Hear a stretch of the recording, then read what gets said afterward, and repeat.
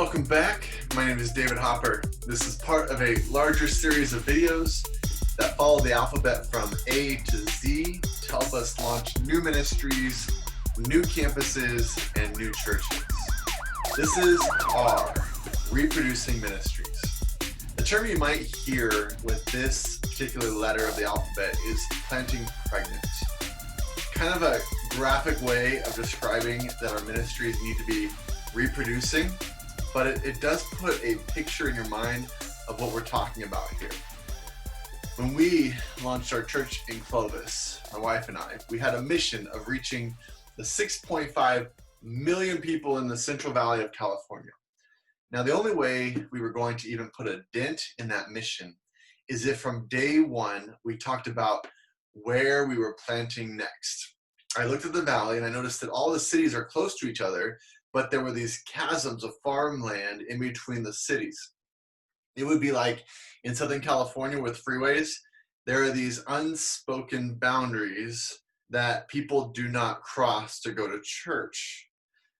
It's so interesting. Freeways are kind of a weird mind thing that happens in the people of Southern California, just like farmland works the same way in the valley. So we're planting in Clovis, and we already are thinking about the fact that we're going to be planting in Sanger, Visalia, Fresno, Madera. It's all these surrounding cities. They're only about 10 minutes away, but there's these chasms in between. And we kind of thought, all right, those are going to be the next reproducing plants of this church. So as you're thinking about where you are planting, what is the bigger picture of what you're trying to accomplish?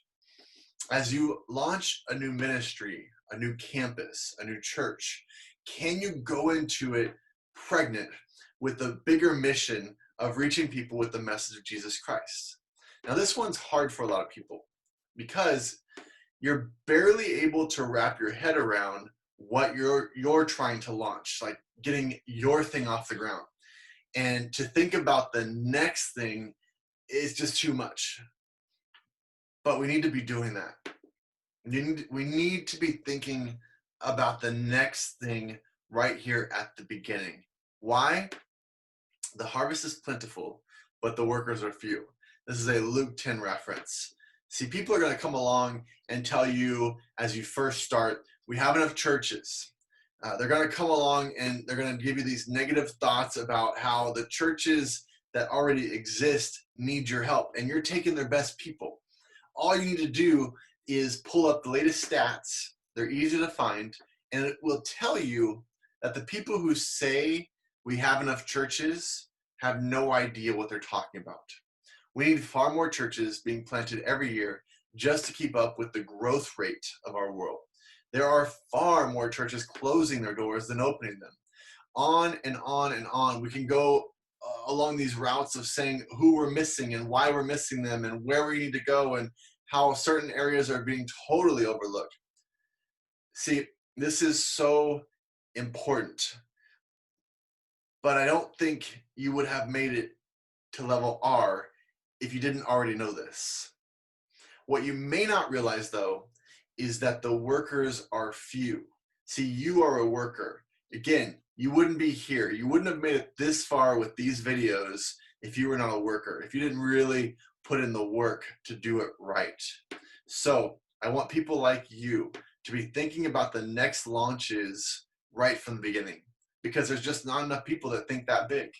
You need to be the one thinking that big. If not you, then who? I mean, think about Esther. Perhaps you are here for such a time as this. Here's another reason that this is important, and it will actually really be my number one, my first point of 4. The first one of there's not enough of you is a bonus, but here's the real number one. Number one, if you are building disciples the right way, then this will be inevitable, okay? Jesus commanded us to make disciples, not followers of you, but followers of him. The more we are making disciples who follow Jesus, they are going to be disciple makers, meaning they go and make disciples who make disciples who make disciples. If we're pointing people to Jesus, you're naturally going to be creating disciple makers. And as you build disciple makers, you're going to need to launch new churches with these disciples who have gifts like apostolic leadership. These are the entrepreneur leaders that if you don't launch them, they'll be stifled in their gifts for God. So if you're doing this right, if you're really building disciples the way God has taught us to, you're naturally going to be spinning off new churches and new ministries. The second reason that you want to be thinking about reproducing ministries is that you have a race issue. Now, this is my funny way of saying, no matter what race you are, there's a race that you are not. And it actually goes way beyond race, by the way. There's socioeconomical problems and differences, sex differences, personality differences, and a whole lot more differences that you need to be launching others to reach who God tells us to reach. Because you're not going to be able to reach everyone. You just have too many barriers, natural barriers, that are a part of who we are. So who did God tell us to reach? Why do I say it like that? Well, Jesus commanded us to make disciples among, listen, every group of people on the planet in every place. So unless you really can be all things to all people, you're going to need to launch others to accomplish Jesus's command. We need to think bigger. It actually really bothers me how small our thinking is. According to Pew Research Center in 1900, the Korean Peninsula was less than 1% Christian.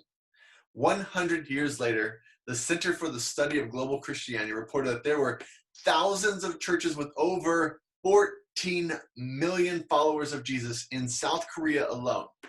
According to the Korea World Missions Association, they are second only to the US in terms of sending missionaries, which is pretty amazing when you realize they're only the size of California and Florida combined. Now, just imagine a country today that's less than 1% Christian, let's say like Afghanistan, for example, and imagine 100 years from now, there's thousands of churches with 10 million followers of Jesus and sending out missionaries around the world from Afghanistan, a place that is 1% Christian right now. Now, how does that happen? How does that happen in our world? Because it has happened. I just told you, in Korea, it happened. So how does it happen now? Do you believe that it can happen? Really? Because if you go into whatever you're launching with the mindset of reproducing, that's the kind of thing that can happen. It'll cause you to be on your knees in prayer before God, continuing to stay focused on God's mission for this world rather than your own. There is a key. There's a big difference. Which brings us to part 3 of reproducing ministries. It takes prayer. It takes lots and lots and lots of prayer. That's how it happened in South Korea. They prayed. There's documentation on this. Every morning at 5 a.m., they gathered in all their churches and they prayed. They did the same thing all night, every Friday night. And they're still doing it, by the way, every Friday night. They have all their churches, people gathering and just praying for God to do supernatural things. So if you're thinking about reproducing from day one, you're going to be less inclined to stop and think about how great you are and how you did such a great thing and how awesome your accomplishments are. Instead, what you're probably going to do is continue to think about God's call for us to be ambassadors in this world. One of the most challenging parts for me working in the church, it really is to hear our pastors constantly talk about what their church is going to do next. And that's the good ones. At least they're talking about something that they're going to do. But it's rare to hear a church that is developing the next leader to send out, the next leader that they're going to be sending, the next ministry they're going to be launching away from their building, away from their church into a new area, the next church they're going to launch. It is so rare to hear churches talk like that. Instead, it's about their next event, their next thing, something that they're working on, some adjustment they're making, or a new pastor they're bringing in. We have to be thinking about reproducing ourselves. How can we be so self-centered all the time? It can't be about what we're going to do next on this tiny speck of property on this massive globe. We have got to start with a much bigger mindset of what God's vision is for this world, which also goes back to thinking about the inner city, the deep parts of inner city that don't have the big givers, the feared areas, the dismissed, the overlooked, the mission field. See, God is not just growing suburban areas with young families. That seems to be the only way we talk about planting anymore. We have this impression that God's only going to work in an area that naturally makes sense for growth. No, let's start thinking a little bit bigger, praying for bigger dreams, praying for God-sized visions that moves us to reach all people in all places. That's reproducing ministries.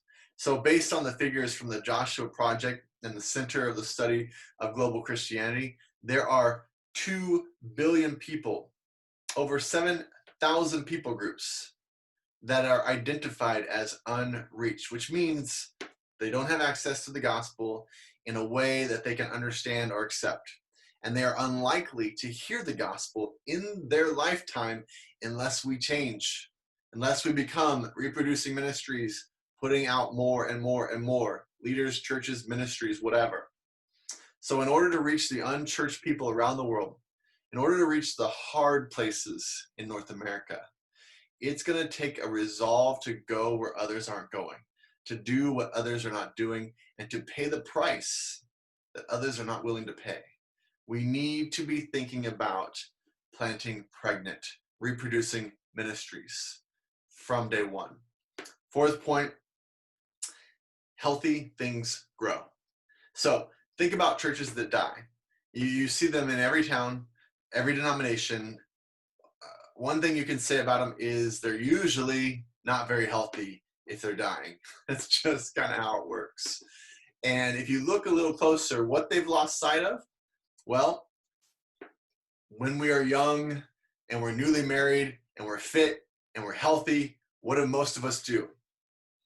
Have kids. Now, obviously, this metaphor does not describe everyone, but hopefully you see the idea. Those are some of the best years of your life, right? They're not easy. Don't get me wrong. Lots of sleepless nights, but healthy things grow. And in our healthiest days of our life, what are we doing? We're usually having children. So the church is kind of the same. The church in their healthiest days will be reproducing themselves. They're most likely the healthiest ones out there, the ones that are out there reproducing. Which do you want to be as you are launching a new mission forward? A healthy reproducing church, or a church that immediately is inward focused and begins dying from day one? I want to encourage you to put this into your DNA. It will keep you healthy, reproducing. God has designed the church to preach and teach his word, pray in the power of his spirit, grow in his image, express his love, and make disciples of more people. And when these things are happening, that's the churches that will multiply. I can't say this strong enough, so I'm just going to keep saying it. If you are not a church thinking about this subject and doing something about it, you are probably not a healthy church. As you launch something new, decide to be healthy on day one and stay healthy through the entire life of this new thing you're launching. Your homework for this chapter, it goes like this. Matthew 28 says, "Therefore, go and make disciples of all nations, baptizing them in the name of the Father and the Son and the Holy Spirit, and teaching them to obey everything that I have commanded you." So, what are the strategies that you're implementing into your launch to accomplish this mission that I just said of being a disciple maker who makes disciple makers? Go and make disciples. That's what he tells us to do. At the beginning of this video, I said the harvest is plentiful, but the workers are few. It's a verse that comes straight out of Luke 10. Problem is, most people know that verse, right? Problem is, most people don't know the details around that verse. And the details kind of make it what it is. The Lord himself is talking, Jesus, and he's sending 72 leaders out in twos to go out ahead of him every place he's about to go. Think about that for a second. Because the church loves to talk about the 12 disciples. But within about 12 months, in this verse, he is sending 72 out, which means they were reproducing from day one. We always talk about the 12. They were at 72 at this point, and it was quick. Think about 72 leaders that you're willing to send out on the mission field within a year. Now that is a reproducing church from day one. I mean, where do you think they came from? Jesus says the harvest is plentiful, but the workers are few. He then adds in the very next verse, I'm sending you out like lambs among wolves. He knows this isn't easy. He knows what he's sending them to. It's not easy. He adds, this is so funny because we talk about fundraising and preparation, and we spend so much creating these nets for us as we're launching someone. His next line in Luke 10 is, don't take a purse or a bag or sandals, just go. I mean, Jesus was on mission. Do we think that his mission has somehow changed today? I just don't think so. We have to have the same mindset. I'm going, I'm creating disciples, I'm sending them, or I'm going to raise up people. This is another way to do it. I'm going to raise up people to take over whatever I start so that I can keep going and launch the next thing and the next thing and the next thing, kind of what happened in South Korea. As long as we bring it back to prayer and God's mission. Back to the homework. The homework before our next coaching session, I can't wait till we get together. I'm looking forward to it. Here's what I want you to do and bring it with you. I need you to go interview a church that's doing this. Hopefully that's not hard to find. If it is, boy, that even gives us more proof that we need to be doing this. But go interview and ask these 3 questions, and I'll have these in the notes of this video so that you can look at them and see it in the comment, or not the comments, the description. 1, what are the strategies that they're doing to make disciple makers? They're like, not just making disciples, every church has something like that, but disciple makers. Somehow they're launching disciple makers. 2, how have they been successful in launching new ministries, campuses, or churches? Bring that information with you. And 3, what are the key fundamentals or takeaways that you now want to add to what you're launching? Because of this interview, what are you going to add to your launch plan? All right. These questions, again, they'll be in the description of the video. I can't wait to learn. I want to learn about churches too. I want to learn about these churches around us and where you are. So I can't wait. So bring that information. And next time we'll be talking about S, which is systems that work. We're going to get super detailed in the next video of all the systems that have proven themselves to work pretty well in church. And so that's next time. Can't wait. Do your homework, and I will see you in the next video.